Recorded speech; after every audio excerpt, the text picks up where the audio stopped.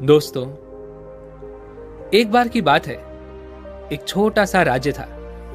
उस राज्य में एक संत रहा करते थे जो बहुत ज्ञानी थे, जिनकी ख्याति दूर दूर तक फैली हुई थी। उनके पास कोई भी कैसी भी समस्या लेकर क्यों ना आए, वो उस समस्या का समाधान अवश्य करते थे। जब भी वह किसी की समस्या सुनते तो उसमें लीन हो जाते और उसके बाद कुछ देर के लिए वो आंखें बंद करते और उस समस्या के बारे में अच्छे से सोच विचार करते और उसके बाद उसका समाधान देते। जब भी कोई व्यक्ति उनके पास अपनी समस्या लेकर जाता तो वो उसकी समस्या को बड़े ही ध्यान से सुनते, समझते, अपनी आंखें बंद करते और उस पर सोच विचार करने के बाद वो उसका समाधान दिया करते। ऐसे में कोई भी व्यक्ति उनके बारे में केवल एक ही बात सोचता था, शायद इन साधु के पास कोई ऐसी चमत्कारिक शक्तियां हैं जिससे ये समाधान पूछते हैं और उसके बाद हमें वह समाधान बताते हैं। एक बार एक युवक ने उन महाराज से यह पूछ भी लिया, हे महाराज, क्या आपके पास ऐसी कोई चमत्कारिक शक्तियां हैं जिसके कारण आप हमारी समस्याओं का समाधान करते हैं, या आपके पास ऐसी कोई दिव्य दृष्टि है जिससे आप हमारी समस्याओं का समाधान खोज पाते हैं। उस युवक की यह बात सुनकर वह साधु जोर जोर से हंसने लगे, लेकिन उन्होंने उस युवक की बात का कोई जवाब नहीं दिया। उसके कुछ ही दिनों बाद उस राज्य में एक बड़ी अजीब सी घटना घटी। उस राज्य में एक बुढ़िया औरत रहा करती थी जो अपने पूरे घर में अकेले ही रहती थी। उसका कोई न था। उस राज्य से होकर 4 मित्र अपने घर की ओर जा रहे थे। वे लोग दूसरे नगर में काम करके पैसा इकट्ठा करके अपने गांव की ओर जा रहे थे। यह बात बहुत पुराने जमाने की है, जब यातायात के साधन ना हुआ करते थे, इसलिए वे लोग पैदल ही यात्रा किया करते थे। इसी कारण वे चारों मित्र अपने अपने धन को इकट्ठा करके अपने गांव की ओर प्रस्थान कर रहे थे। उन चारों ने अपना अपना धन एक छोटी सी पोटली में रखा था और उसी पोटली में उन सब की सारी कमाई थी। तभी उन चारों मित्रों में से एक मित्र कहता है, मित्रों, इस तरह से यदि हम अपना धन अलग अलग रखेंगे तो इससे हमारा धन चोरी हो सकता है। क्यों ना हम अपना सारा धन एक ही पोटली में रख दें, जिससे हम सब इस पर ध्यान भी दे सकेंगे और हमारा धन सुरक्षित भी हो जाएगा।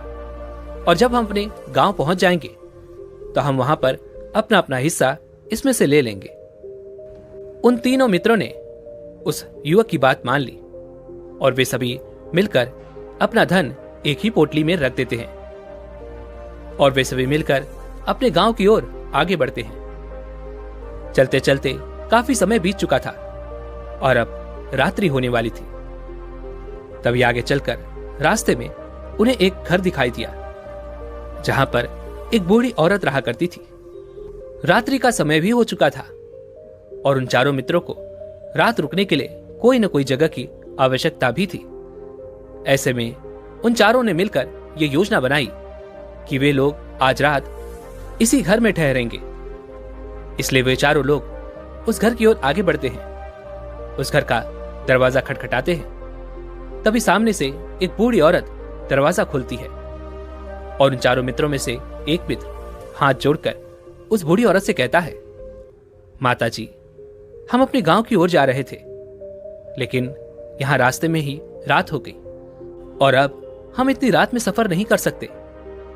इसलिए हमारी आपसे विनती है कि हम आपके यहां पर एक रात रुकना चाहते हैं। कल सुबह होते ही हम यहां से चले जाएंगे। उस बूढ़ी औरत ने काफी देर सोच विचार किया और उसके बाद वो बूढ़ी औरत कहती है, ठीक है, तुम सभी आज रात के लिए यहां पर रुक सकते हो, मुझे कोई दिक्कत नहीं। मैं खाना बनाने जा रही हूं, कहो तो तुम लोगों के लिए भी बना दूं।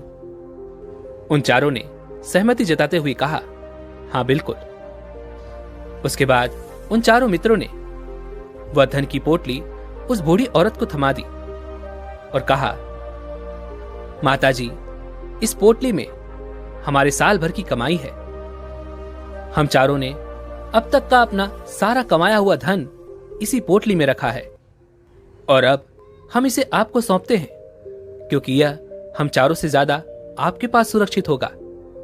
हम बस इतना चाहते हैं कि यदि हम चारों में से कोई एक व्यक्ति इसे लेने आए तो आप इस पोटली को उसे मत देना जब तक कि हम चारों एक साथ इस पोटली को लेने ना आए।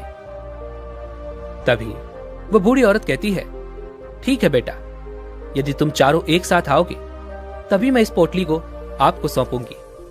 और वैसे भी आप लोग तो सुबह यहां से चले जाने वाले हैं, मैं आपको सुबह ही यह पोटली थमा दूंगी। वह धन की पोटली उस बूढ़ी औरत को थमाकर वे चारों मित्र निश्चिंत हो जाते हैं कि अब उनका धन सुरक्षित है और वे लोग खाना खाकर सो जाते हैं। अगली सुबह जब वे चारों उठते हैं तो सभी लोग अपनी आगे की यात्रा के लिए तैयारियां शुरू कर देते हैं। तभी उन चारों नौजवानों में से एक नौजवान थोड़ा सा बदमाश था। वह अपने उन तीनों मित्रों से कहता है, भाइयों, इस बूढ़ी औरत ने हमारी रात भर खातिरदारी की है, हमें अच्छा भोजन खिलाया, सोने के लिए अच्छी जगह दी, रात भर यहां सर छुपाने के लिए एक अच्छा मकान दिया और हमने अब तक उसके लिए कुछ नहीं किया। वह बूढ़ी औरत अकेले ही खेतों में काम कर रही है। क्या हम सभी यहां से जाने से पहले इस बूढ़ी औरत की मदद नहीं कर सकते? उस बदमाश नौजवान ने मन ही मन ये योजना बना ली थी कि वह किसी तरह से भी उस बुढ़िया से वह पोटली हासिल करके ही रहेगा। बाकी के तीनों मित्र उसकी बातों में आ जाते हैं और वे सभी मिलकर उस बुढ़िया की मदद करने अर्थात खेतों में काम करने के लिए चल पड़ते हैं। वे सभी मिलकर खेतों का काम कर ही रहे थे कि तभी वह बदमाश, वह नौजवान अपने बाकी तीनों मित्रों से कहता है, मित्र, मुझे जोरों की प्यास लग गई है, मैं जरा उस बूढ़ी औरत से पानी मांग कर लाता हूं। वो बाकी मित्र भी अब काफी थक चुके थे, उन्हें भी जोरों की प्यास लगी थी, इसलिए वो तीनों मित्र उसे वहां से जाने की अनुमति दे देते हैं। जैसे ही वो बदमाश उस बूढ़ी औरत के पास पहुंचता है, वह उस बूढ़ी औरत से कहता है, माताजी, अब हम यहां से जा रहे हैं, कृपया करके हमारे धन की पोटली हमें वापस दे दे। इस पर वह बूढ़ी औरत कहती है, नहीं नहीं, जब तक तुम चारों एक साथ ना आओ तब तक मैं वह पोटली किसी को नहीं दे सकती। तुम्हें तो कहा था कि जब तक हम चारों एक साथ ना हो तब तक यह पोटली किसी को नहीं देनी है। तभी वो बदमाश उन तीनों की तरफ इशारा करते हुए कहता है, लाऊं। उन तीनों ने सोचा कि हमारा मित्र हमारे लिए पानी लाना चाहता है, इसलिए वह हमसे आज्ञा मांग रहा है। तभी उन तीनों मित्रों ने इशारे में उस युवक से कहा, हाँ हाँ ठीक है, ले आओ। यह देख उस बुढ़िया को यह लगने लगा कि अब ये चारों यहां से जा रहे हैं और ये अपनी पोटली मांग रहे हैं, इसलिए उस बुढ़िया ने वो पोटली लाकर उस बदमाश के हाथों में रख दी और वह बदमाश उस पोटली को लेकर वहां से चला गया और बाकी के तीनों मित्र अपने खेत के काम में व्यस्त हो जाते हैं। कुछ देर के बाद जब वो तीनों खेत का काम करके वापस लौटते हैं और उस बुढ़िया से कहते हैं, माताजी, हमारा मित्र जो यहां पानी पीने आया था वो कहां गया? इस पर वो बुढ़िया कहती है, क्या वो पानी पीने आया था? पर वो तो कह रहा था कि हम चारों जा रहे हैं, कृपया करके हमारे धन की पोटली हमें थमा दे। तभी वो तीनों बड़े आश्चर्य होकर उस बुढ़िया से कहते हैं, माताजी, हमने भला कहां वो पोटली मांगी थी? हमें तो प्यास लगी थी और हमने पानी के लिए इशारा किया था। तभी वो बूढ़ी औरत उन तीनों से कहती है, पर वह तो वो पोटली लेकर जा चुका है। तभी वो तीनों मित्र सर पकड़कर रोने लगते हैं और कहते हैं, माताजी, उसमें हमारा सारा कमाया हुआ धन था जो वो अकेले लेकर भाग चुका है। हमने तो आपको कहा था कि जब तक हम चारों एक साथ ना आए तब तक आपको वो पोटली किसी को नहीं देनी है, फिर आपने ऐसा क्यों किया? इसमें आप ही की गलती है। हमने आपको उस पोटली की हिफाजत के लिए रखा था और आपने उसे एक ऐसे आदमी के हाथों में दे दिया जिसने हमारा सारा धन हमसे लूट लिया। हम बर्दाश्त नहीं करेंगे। हम राजा के पास जाएंगे और राजा से आपकी शिकायत करेंगे, न्याय की मांग करेंगे अब तो इस बात का राजा ही फैसला करेंगे। वो तीनों नौजवान क्रोधित होकर राज दरबार में पहुंच जाते हैं और अपनी सारी समस्या उन राजा को बता देते हैं। जब वह राजा उन तीनों नौजवानों की बात ध्यानपूर्वक सुनता है तो वह तुरंत ही उस बुढ़िया को राज दरबार में पेश होने का आदेश देता है। राजा के आदेश पर राजा के सैनिक तुरंत ही उस बूढ़ी औरत को राज दरबार में पेश करते हैं और राजा भरी दरबार उस बूढ़ी औरत को दोषी करार कर देता है और कहता है, तुम्हें वो पोटली उस अकेले व्यक्ति को नहीं देनी चाहिए थी। जब इन्होंने तुमसे कहा था कि जब तक वो चारों एक साथ उस पोटली को लेने ना आए तब तक तुम्हें वो धन किसी को नहीं देना चाहिए था। इसमें तुम्हारी गलती है और अब तुम्हें इसका हर्जाना भरना होगा। तुम्हें इनका धन लौटाना होगा। राजा का यह आदेश सुनकर बूढ़ी औरत फूट फूट कर रोने लगती है और राजा से मदद की गुहार लगाती है और कहती है, हे राजन, मैं तो एक बूढ़ी सी औरत हूं और मेरे पास इतना धन नहीं है और ना ही मेरे घर में कोई ऐसा है जो धन कमाता हो। मेरे पास इतना धन नहीं कि मैं इनका धन लौटा सकूं। मैं तो अकेली हूं, बेसहारा हूं। कृपा करके मुझ पर रहम करें। लेकिन वह राजा उस बूढ़ी औरत की एक नहीं सुनता। वह बूढ़ी औरत रोते हुए अपने घर की ओर जा रही थी। यह सोच रही थी कि आखिर मैं इतना धन कहां से लाऊंगी, कैसे मैं उन लोगों का यह धन उन्हें लौटाऊंगी। मेरे पास इतना धन नहीं है। मैं क्या करूं, कैसे करूं, कहां से लाऊं इतना धन। यदि मैंने उनका धन नहीं लौटाया तो मुझे राजा मार डालेगा। वैसे भी मेरी ही गलती है। जब उन चारों ने मिलकर मुझसे ये कहा था कि जब तक हम चारों एक साथ ना आए तब तक वो पोटली किसी को नहीं थमानी है, फिर भी मैंने वो पोटली केवल उस एक व्यक्ति को थमा दी। इसमें गलती तो मेरी ही है। वह रोते रोते ये सारी बातें सोचते हुए अपने घर की ओर जा रही थी। तभी रास्ते में उस बूढ़ी औरत को वही संत मिले जो उस नगर में किसी भी समस्या का समाधान बड़ी ही सरलता और सहजता से करते थे। उन्होंने उस बूढ़ी औरत से कहा, क्या बात है बेटी, क्यों रो रही हो? इस पर वह बूढ़ी औरत उस संत को सब कुछ सच सच बता देती है और कहती है, हे महाराज, इसमें गलती तो मेरी ही है। उन चारों ने तो पहले ही कहा था कि जब तक वे चारों एक साथ ना आए तब तक वो पोटली मुझे किसी को नहीं देनी। लेकिन मेरी ही मत मारी गई थी जो मैंने वो पोटली केवल एक व्यक्ति को थमा दी और वह उनका सारा धन लेकर वहां से भाग गया। लेकिन अब मुझे यह समझ नहीं आ रहा कि मैं वो सारा धन कहां से लाऊं, कैसे जुटाऊं। मेरे पास इतना धन नहीं है और राजा ने तो आदेश भी दे दिया है कि मुझे उनका धन लौटाना ही पड़ेगा। लेकिन मैं ये समझ नहीं पा रही कि इतना सारा धन मैं कहां से लाऊंगी। तभी वसंत उस बूढ़ी औरत से कहते हैं, शांत हो जाओ, मैं कोई ना कोई रास्ता जरूर निकाल लूंगा। इतना कहकर वसंत वहीं पर बैठ जाते हैं, ध्यान करने लगते हैं। कुछ देर के लिए आंखें बंद कर वह सोचते हैं, विचार करते हैं। मौन रहकर वो समस्या का समाधान निकालते हैं और उसके बाद वह उस बूढ़ी औरत से कहते हैं, बेटी, राजा ने जो फैसला किया है वो बिल्कुल गलत है। आपने जो किया इसमें आपकी कोई गलती नहीं है। राजा का फैसला गलत है। उन संत के इतना कहने पर वो बूढ़ी औरत चुप हो गई और यह सोचने लगी कि आखिर राजा का फैसला कैसे गलत हो सकता है। राजा तो सभी के लिए न्याय ही करते हैं और वह कभी किसी का बुरा नहीं करते। फिर आखिर आज राजा का फैसला कैसे गलत हो गया।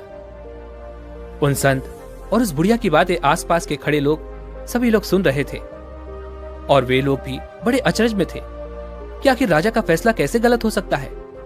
राजा ने तो बिल्कुल सही फैसला लिया है। इस बूढ़ी औरत ने ही गलती की है। उन चारों का धन केवल एक ही को थमा दिया। ऐसे में इस बुढ़िया को उनका धन तो लौटाना ही चाहिए। राजा ने गलत फैसला कहां किया है। तभी वसंत उस बूढ़ी औरत से कहते हैं, जाओ और राज दरबार में कह दो कि हे राजन, आपका फैसला गलत है और सही क्या है, गलत क्या है, इसका फैसला मैं करूंगा। पहले तो वह बूढ़ी औरत इतनी हिम्मत ही नहीं जुटा पा रही थी कि वो राज दरबार में जाकर भरे राज दरबार राजा को यह कह सके कि राजन, आपका फैसला गलत है। लेकिन जैसे तैसे उसने हिम्मत जुटाई और वह वापस राज दरबार लौटी। उसने डरते हुए भरे राज दरबार राजा से बड़ी थर्राती आवाज में कहा, हे राजन, आपने जो फैसला किया है वो फैसला गलत है। इतना कहकर उसने राजा को सारी बातें सच सच बता दी। उस बूढ़ी औरत की बात सुनकर राजा बहुत क्रोधित हुआ। राजा ने उस बूढ़ी औरत से कहा, कौन है वो संत जिसने मेरे फैसले को गलत बताया है? क्या उन्हें नहीं लगता कि मैंने सही निर्णय लिया है? मैं हर रोज कई निर्णय लेता हूं, कई फैसले करता हूं, लेकिन आज तक कभी किसी ने मुझसे यह नहीं कहा कि मेरा फैसला गलत है। यदि उन संत ने मुझसे सही फैसला ना सुनाया, उन्हें फांसी की सजा दे दूंगा। यह बात पूरे नगर में फैल गई। सभी लोग ये जानने के लिए हैरान थे कि आखिर वह साधु ऐसा कौन सा फैसला सुनाने वाले हैं जो राजा से भी उचित होगा, जिसमें सबके लिए न्याय होगा। राजा ने अपने सैनिकों को तुरंत ही आदेश दिया कि जाओ और उस संत को राज दरबार में लाओ। राजा की आज्ञा के अनुसार वे सैनिक तुरंत ही उन संत को लेने के लिए निकल पड़े। वे लोग कुछ ही देर बाद उन संत को लेकर राज दरबार पहुंचे। राज दरबार में सभी लोग उपस्थित थे और सभी लोग उन संत के फैसले का इंतजार कर रहे थे। उन संत को देखकर राजा कहता है, महाराज, आपको ऐसा क्यों लगता है कि हमने जो फैसला किया है वो गलत है? इस बुढ़िया ने यह वादा किया था कि वो चारों लोगों को एक साथ ही वो पोटली थमाएगी। फिर आखिर इसने अपना वादा क्यों तोड़ा? इसने ये गलती क्यों की कि इसने केवल एक ही को वो पोटली थमा दी और वो उनका सारा धन लेकर यहां से भाग गया? तो क्या इसमें इसकी गलती नहीं है? क्या इसे इनका धन नहीं लौटाना चाहिए? इस पर वह साधु बड़ी विनम्रता से राजा से कहते हैं, हे राजन, ये आपका फैसला था, लेकिन मैं आपसे कुछ कहना चाहता हूं। इस पर राजा कहता है, ठीक है, कहिए, आप क्या कहना चाहते हैं? इस पर वह साधु बड़ी विनम्रता से राजा से कहता है, हे राजन, जैसा कि वादा किया गया था कि पोटली एक साथ उन चारों को ही दी जाएगी, तो अभी तो ये केवल 3 है, चौथा कहां है? तो इनसे कहिए कि ये लोग यहां से वापस जाएं और अपने उस चौथे मित्र को यहां लेकर आए, तभी इनका धन वापस किया जाएगा। और वादा भी ऐसा ही किया गया था कि जब तक चारों लोग एक साथ ना हो तब तक उनका वह धन उन्हें नहीं लौटाया जाएगा। और यदि यह बूढ़ी औरत इन तीनों को धन लौटा देती है तो यह बूढ़ी औरत अपना वादा तोड़ देगी, और ये सही नहीं है। इसलिए यदि आप चाहते हैं कि इनका धन लौटाया जाए तो पहले इनसे कहिए कि ये लोग जाएं और अपने उस चौथे मित्र को यहां पर वापस ले आएं। उस राज दरबार में हर कोई इस बात को सुनकर बहुत खुश हुआ। सभी ने उन संत की बहुत तारीफ की। राजा भी उन संत के इस फैसले से पूरी तरह से सहमत था। राजा तुरंत ही उन संत के सामने सिर झुका लेता है और हाथ जोड़कर उनसे कहता है, हे महाराज, आपका यह फैसला इतना सही कैसे हो सकता है? आखिर ये बात मेरे दिमाग में आई क्यों नहीं? मैंने इस बात को इस तरह से सोचा क्यों नहीं? तभी वो साधु उस राजा से कहते हैं, हे राजन, आपके पास और भी काम होते हैं। आप दिन भर व्यस्त रहते हैं और आपको जल्दीबाजी में फैसले लेने पड़ते हैं। आपने इस मामले को सुना, समझा, लेकिन इसे देखने में आप गलती कर गए। इसे आपने केवल ऊपरी तौर पे देखा। आपने इसकी गहराई तक जाने का प्रयास तक नहीं किया। यदि आपने इस मामले की गहराई को देखा होता, समझा होता, तो आप भी इसी नतीजे पर आते। जब तक हम किसी मामले की गहराई तक नहीं जाते तब तक हम उसका सही समाधान नहीं निकाल सकते। लेकिन हम में से अधिकांश लोग तो अपने फैसले केवल जल्दीबाजी में लेना चाहते हैं, भले ही वो मामला कितना भी गंभीर क्यों ना हो। हमें तो बस अपना हक चाहिए, हमारा नाम होना चाहिए, भले ही वो फैसला हमारे लिए आगे चलकर हमारे लिए नुकसानदायी क्यों ना हो। लेकिन हम तो उस मामले की गहराई तक जाने के लिए सोचते तक नहीं। तभी वह राजा उन संत से कहता है, हे महाराज, क्या आपके पास कोई दिव्य शक्तियां हैं? क्या आपके पास ऐसी कोई चमत्कारिक शक्ति है जिससे आप सवाल करते हैं और बदले में वो आपको जवाब देती है, जिस कारण आप सटीक और सही समाधान बता पाते हैं। राजा की यह बात सुनकर वसंत मुस्कुराने लगे और राजा से कहते हैं, हे राजन, ये सवाल मुझसे कई लोगों ने पूछा है और मैंने कभी किसी का कोई जवाब नहीं दिया, लेकिन आप इस राज्य के राजा हैं, इसलिए मैं आपके इस प्रश्न का उत्तर देता हूं। आप में से कई लोगों को यहां ऐसा लगता है कि मेरे पास कोई ऐसी शक्तियां हैं जिससे मैं बात कर सकता हूं, जिससे मैं कोई भी समस्या का समाधान पा सकता हूं। लेकिन मैं आप लोगों को एक बात सच सच बता देता हूं, मेरे पास ऐसी कोई शक्तियां नहीं है। मैं तो केवल हर मामले की गहराई तक सोचता हूं, उस बात पर विचार करता हूं, और जब मैं विचार करता हूं तो मेरे सामने कई सारे समाधान आते हैं, और जो समाधान मेरे सामने आते हैं मैं उन पर भी विचार करता हूं, उनके बारे में भी गहराई तक जाता हूं, और जब मुझे लगता है कि इस समस्या का समाधान यही होना चाहिए, तभी मैं समाधान उस व्यक्ति को देता हूं ताकि वह अपनी समस्या का समाधान कर सके। अब आप ही सोचिए, आप जल्दीबाजी में यह फैसला लेकर इस बुढ़िया का जीवन पूरी तरह से बर्बाद कर देते। हमारा पूरा जीवन केवल एक फैसले पर निर्भर करता है। यदि वह फैसला सही हुआ तो हमारा जीवन अच्छा बन जाएगा, और यदि वह फैसला गलत निकला तो हमारा जीवन नरक से भी बदतर हो सकता है। इसलिए यदि आप सही और सटीक फैसला लेना चाहते हैं तो आपको मौन रहना सीखना पड़ेगा। मौन रहकर उस पर विचार करना सीखना होगा, क्योंकि हमारे फैसले ही हमारा भविष्य तय करते हैं, हमारी जिंदगी का अगला पड़ाव तय करते हैं। फिर चाहे वो फैसले छोटे हों या बड़े, वे ही हमारी जिंदगी को निर्धारित करते हैं। इसलिए सबसे पहले हमें सही फैसले लेने के लिए मौन रहना सीखना आवश्यक है, उन पर विचार करना आवश्यक है। और जब आप ऐसा करते हैं तो आपके सामने एक ही समस्या के कई सारे समाधान निकल कर आते हैं, और जब आप उन पर गौर करेंगे तो आपको यह समझ में आएगा कि उन फैसलों का समाधान कैसा होना चाहिए, किस समाधान से आपको क्या फायदा होगा और क्या नुकसान होगा। यह उस समाधान पर सोच और विचार करने पर ही आप उसे समझ सकते हैं, और तभी आप यह निर्णय भी ले सकते हैं कि क्या यह समाधान उचित रहेगा या नहीं। और यह सब संभव हो सकता है यदि हम कम बोलना शुरू करें। कम बोलने का अर्थ यह नहीं कि आप पूरी तरह से मौन हो जाएं।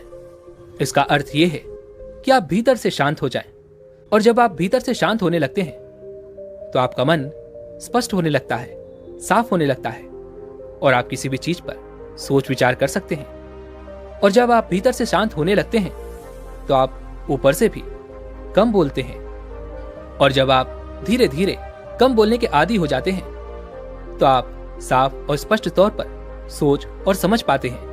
आपके विचारों में वो शुद्धता आ जाती है जिससे आपको ये साफ और स्पष्ट देखने को मिल जाता है कि कौन सा फैसला सही होगा और कौन सा फैसला गलत होगा। आपको उस परिस्थिति में क्या करना चाहिए और क्या नहीं करना चाहिए। लेकिन हम में से अधिकांश लोग अपने आप को सही साबित करने के लिए, अपने आप को ऊंचा साबित करने के लिए अत्यधिक बोलते हैं, और वो इतना बोलते हैं कि हर कोई उनकी बातों को गंभीरता से नहीं लेता। उन्हें ऐसा लगता है कि मानो ज्यादा बोलना ही हमारे लिए हमारा शस्त्र है। लेकिन वो ये भूल जाते हैं कि वो अत्यधिक बोलकर मूर्ख बन रहे हैं। लोग हमारा मजाक बनाते हैं, हमें मूर्ख समझते हैं, हमसे दूर रहने लगते हैं, क्योंकि उन्हें हमारी बकबक अच्छी नहीं लगती। लेकिन जब आप भीतर से शांत होने का प्रयास करते हैं और धीरे धीरे भीतर से शांत होने लगते हैं तो आप खुद ब खुद ऊपरी तौर पर कम बोलना शुरू कर देते हैं। इससे आपके मन में, आपके मस्तिष्क में एक साफ और स्पष्ट विचार उत्पन्न होते हैं, और आप अपने आप को साफ और स्पष्ट तौर पर समझ पाते हैं, देख पाते हैं आपको कब, क्या, क्यों और कितना बोलना चाहिए, और आपको कब, कैसे, क्यों, किस तरह से कौन सा फैसला लेना सही है या नहीं, ये भी आप अच्छी तरह से समझ और जान पाते हैं।